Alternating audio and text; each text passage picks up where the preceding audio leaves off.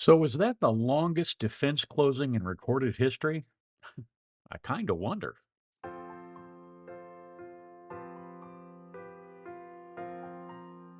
Hi, folks. Tony DeWitt again with another video on the law. Remember, I don't dispense legal advice here, and this is what we're talking about today.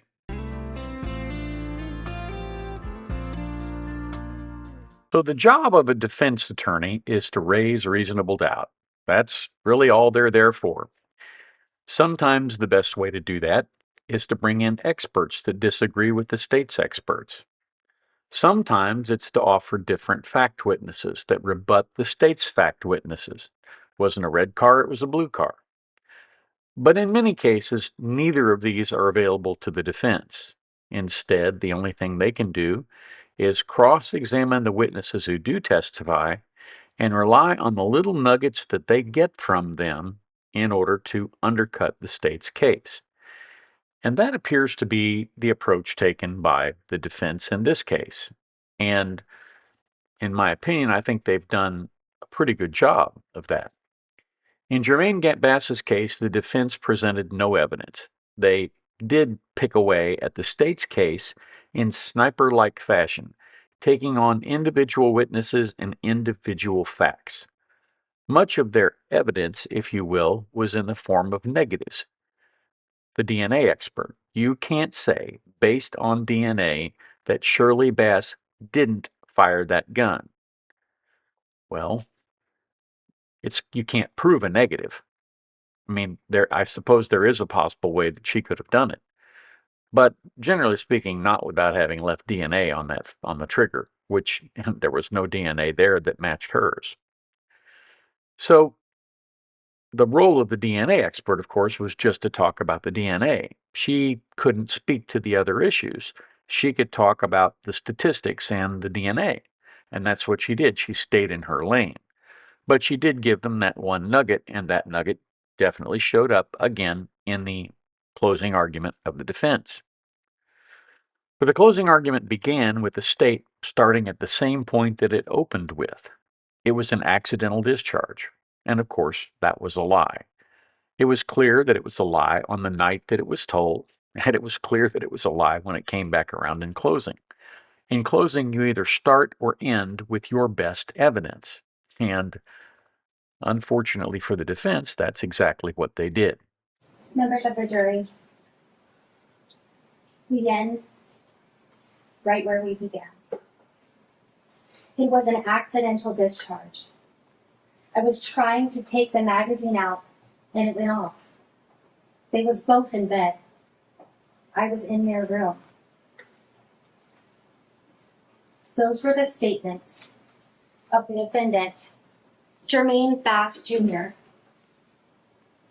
mere minutes after he murdered his daughter while she was laying in the top bunk of her bed. Those were his statements as he was holding his son, who was profusely bleeding from a gunshot wound to the side of his head that he caused. It was an accident. I was loading the magazine. I was in their room. Those statements you heard on the body worn camera of Adam Lawman, an HCSO deputy who first responded. I want to draw your attention on that same body-worn camera to the timestamp of 22:46:20, right after he made these statements. The defendant was asked, "What happened upstairs?" He looked straight at the deputies and he said, "Nothing happened upstairs." That man uttered those words, "Nothing happened upstairs," when he knew that his daughter was on that top bunk with a gunshot wound to the middle of her forehead, and she was bleeding out and she was about to die. The state's beginning portion of the argument was clear, concise, and for the most part devoid of drama. The young lady who was doing the closing, she started with the lie and moved on to how they proved intentionality. Let's talk about how and why we know the defendant is the one who pulled the trigger. And let's talk about how and why we know that he did it intentionally.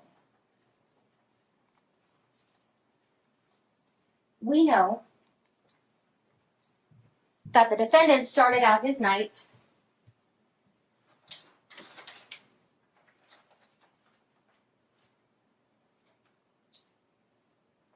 by leaving his 5-year-old and his 7-year-old home alone in their beds. We know that's true. 5 and 7, home alone at nighttime.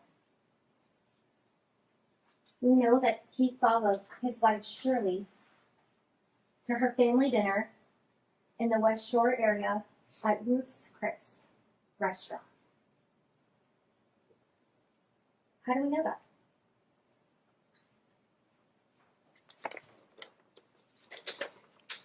States Exhibit 21. We can track his cell phone records. He leaves the children home alone by at least 7:15 p.m. We know that's true because of the video surveillance shows him leaving before that time. We know that Shirley got to dinner and that the defendant arrived in the West Shore area where Ruth's Chris is located.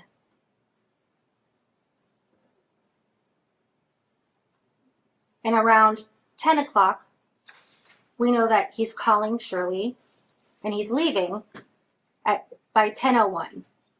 First, he left his kids alone at age 5 and 7 in their apartment to go chase their mother. This is an attempt to show by inference, rather than by direct evidence, that there was marital discord. Normal people do not leave kindergartners and second graders alone at night in their home. They just don't. Unless, of course, they're trying to determine if their wife is cheating on them or doing something else. And it's inferable that that's what he was trying to do. Again, not only can a jury rely on facts, but they can rely on reasonable inferences from the facts. And later, the prosecutor talked about how they knew the height of the shooter. Saw evidence of that. The scene will reveal the evidence necessary for you to decipher what happened. Whoever was holding the firearm had to have been taller than 5 feet, 5 inches tall. We know that there was no stippling found on the wounds of Caleb Bass, meaning that whoever fired the weapon pointing right at her had to be at least, from the testimony, at least 2 to 3 feet away from her.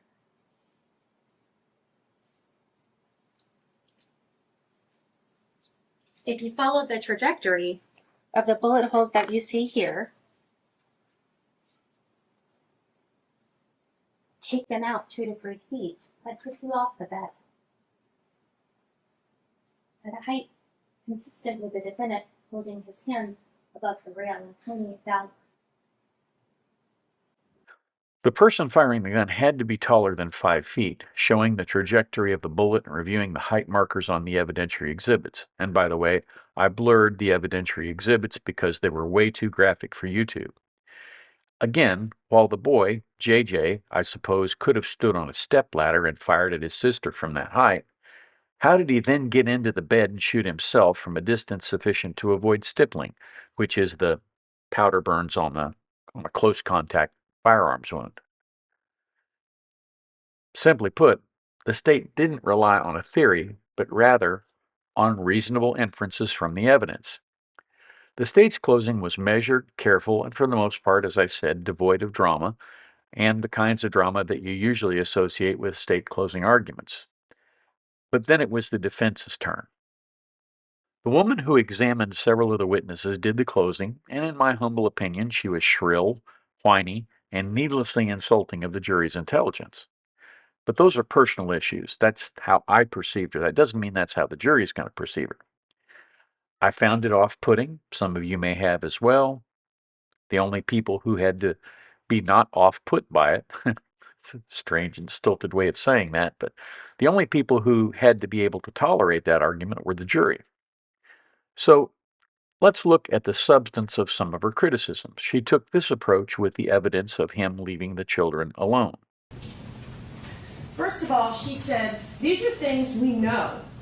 These are things we know are true. She said that Mr. Bass left the children home alone in their beds. So they're in their beds and he leaves. There's no evidence of that. You didn't hear any evidence that they were in their beds. Note, she didn't say there was no evidence of him leaving the children alone. That wasn't what she said, although she was very clever about it. Only that there was no evidence of them being alone in their beds. And that matters how? Maybe they were up running around when he got home. Maybe he scooped them up and took them and put them in their beds. Who knows? And he isn't saying. So again, that matters how. Is that central to the evidence in the case? No. It's just a nit she can pick to undermine the state. Then she argued there was no evidence of Germain following Shirley or stopping her vehicle. He followed Shirley Bass. We have an hour later with his car supposedly leaving, a Nissan Titan design, but he followed her. There's not one shred of evidence of that. To confront Shirley for going to a family dinner is why he supposedly stopped them along on the way onto 275 at the West Shore exit. You heard not one piece of evidence that he stopped the vehicle. And we're going to talk more about that later. But that it was to confront Shirley for going to the dinner? No, we didn't hear any evidence whatsoever about why or why not Mr. Bass did not go to the dinner. Again, him having stopped her vehicle is a reasonable inference based on the cell phone evidence and the confrontation afterward and the fact that they were stopped when that confrontation took place and he was in front of them. Next, she attacks the state's argument that he put the gun up and closed the drawer. And again, going through how he then afterwards goes into the master bedroom, does everything, puts the gun up, and closes the drawer, she said. Right? Evidence. That drawer's open. So that's not true. This is the way HCSO found it. That drawer is open. But here's the thing. They found the gun where he told them it would be, showing his possession and knowledge of the firearm, and whether the drawer was open or closed is of no moment. So when you pick a nit like that, the drawer was actually open. Well, okay, that doesn't dispute the fact that he knew where the gun was and that he obviously had some possession of it based on the DNA. But the most attenuated argument was saved for that portion of the case where he never told the cops that his daughter was upstairs. Mr. Bass, another comment from opening statement by Mr. Terry. Mr. Bass never tells the police his daughter is upstairs. Not true.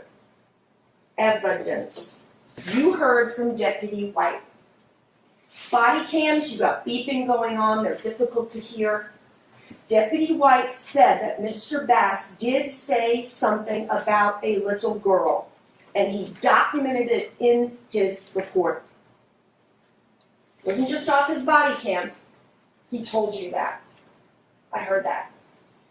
What you kind of hear on the body cam is something like, anyone upstairs? No. Then you can hear something. Watch those body cams again. Something is said right after that. And I believe that Deputy Rainey's body cam may be one of the best to pick it all up. But listen for the word daughter. Then, is anyone else in the house? No.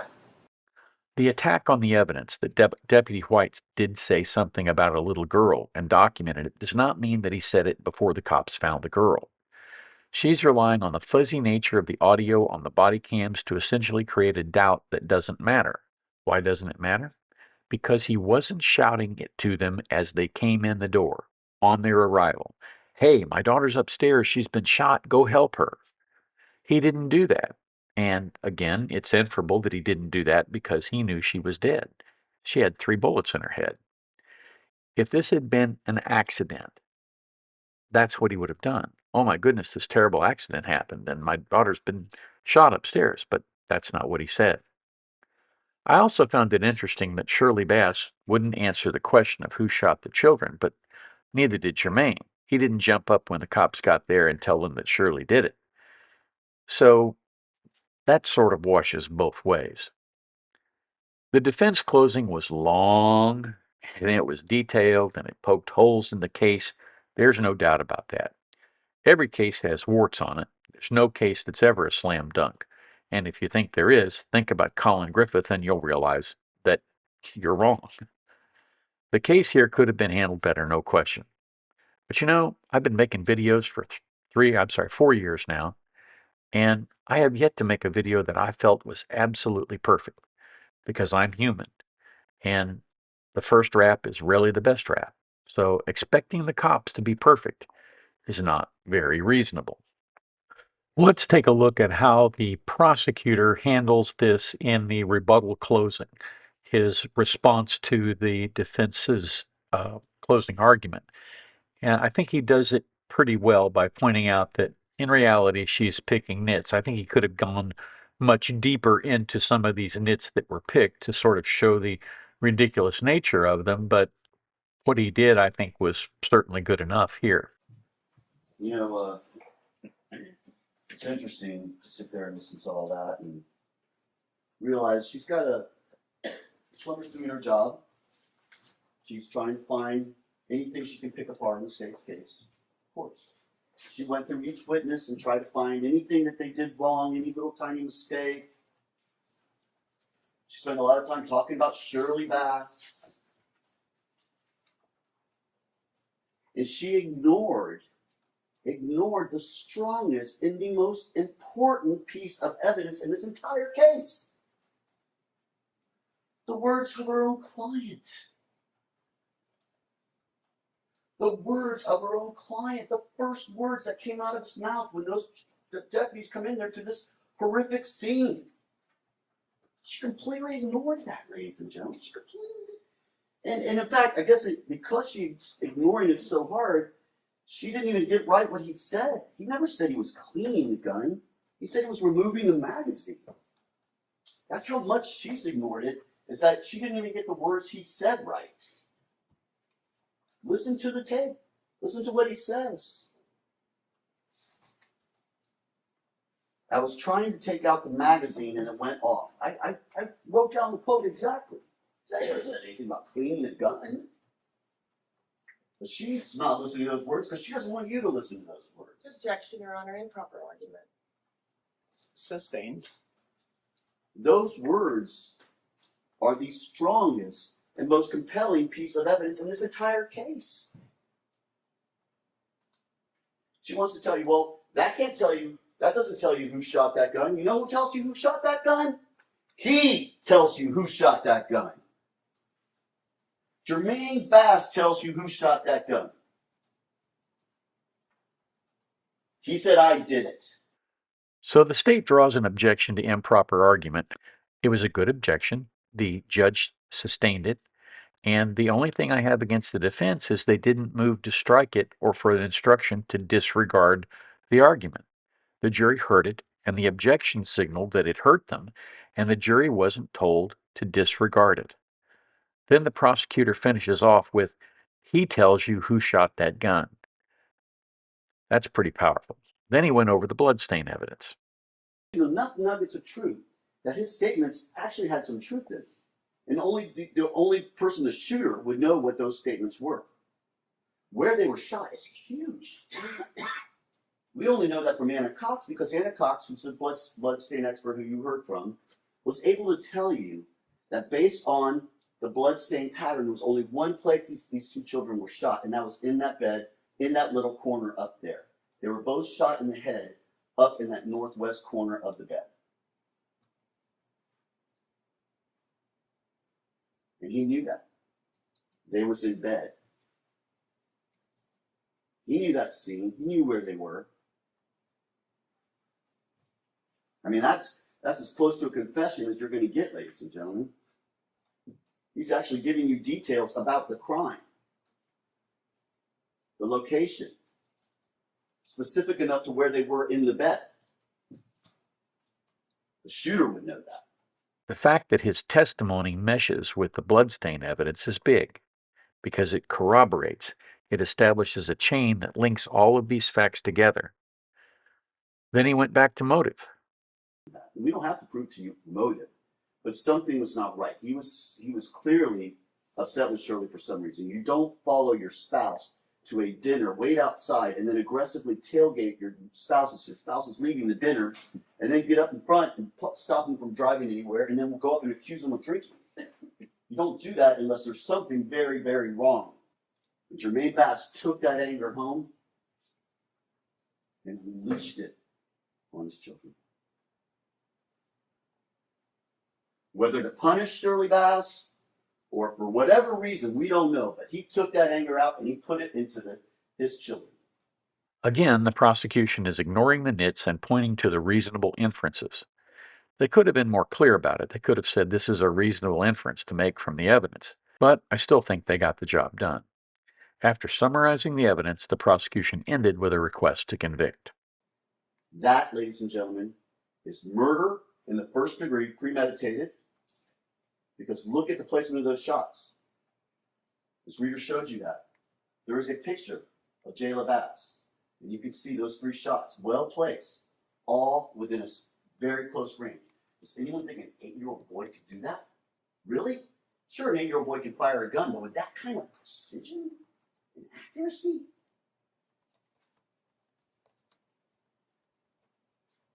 That takes someone who knows how to fire a gun. You know, we did introduce a lot of evidence of a lot of other bullets. That's to show that Mr. Bass knows guns. Yes, there's clips, holsters, there's all sorts of stuff. There's that one thing where it has all the bullets in it. We presented that evidence to you, ladies and gentlemen, and proved to you and show you this was not an accident. This man knows guns and knows how to fire guns. He knows how to aim that gun. And he put those 3 bullets into the head of his daughter. And he put that 1 bullet into his son, who still has to deal with that 1 bullet. That's first-degree murder. That's attempted first-degree murder. And that is aggravated child abuse. Both counts. It's not only premeditated murder, it's felony murder, because he is guilty of aggravated child abuse for what he did to those children, and that makes it felony murder. And I'm convinced, ladies and gentlemen, that when you go back there, use your common sense. Think about what is the evidence to best rely on. The state has no doubt that you will return a verdict for guilty as charged on all 4 counts. Thank you for your time. This was a horrible crime. A father allegedly killed his daughter and wounded his son. Neither his ex-wife nor his son testified. The son doesn't remember, which may be due to head trauma or brain trauma, and the ex-wife wasn't called, most likely because she was outside the range of a subpoena. Whatever the reason, the fact she did not testify undercuts the state's case. And while it was way too long and way too nitpicky and way too whiny, the defense's closing argument did raise a lot of things that could be reasonable doubt if jurors are not logically minded. This will be an interesting verdict to see come in. So that's what I have for you today. Thank you so much for watching, and come on back and join me down here tomorrow. Thanks for watching my video.